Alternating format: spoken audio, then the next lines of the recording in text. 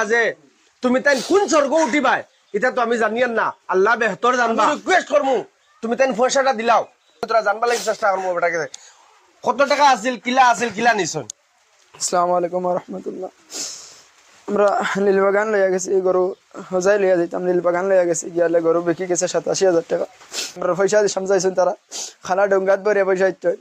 আর আবার বাদে আমরা নীলবাগান আবার বাদে ব্রিজের সাইডে মানুষ দুইজন আমরা পাইছেন, পাওয়ার বাদে কজন যেন তোমার মাদেশাত পড়ে তো তুমি কাছে যে কজন সরকারি লাইনে তোমার লঙ্গি পাইবা আর আটা পাইবা 5 কেজি বাদে আমরা যে খানো বাদে আমরা ওলা কইছেন যে ও সাইডে ওলা দেয়ার স্ট্যান্ডার দ্বারা বাদে আমরা অন্য গেছি গেলে কজন টাকা 200 আমরা খরচা দেব বাদে আমরা টাকা 200 বাগর যার ও টাকা 200 লাগে আমরা গুণা আসলো গরুর 70,000 টাকা 200 লগে আছিল যে 87,000 টাকা আসলো।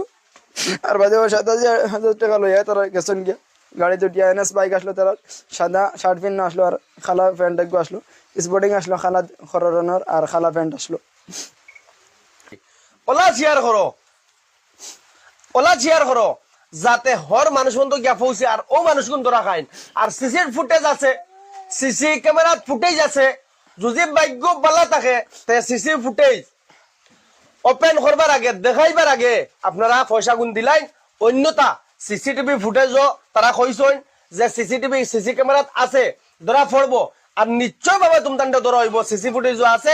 গতিকে রাইস আপনারা বেশ করে শেয়ার মারেন। আর যদি এলা খেও আপনারা সন্দেহ লাগে তাহলে যোগাযোগ করেন, তারা লগে কইন আমি ডিসক্রিপশন নম্বর দিয়া দিয়ার।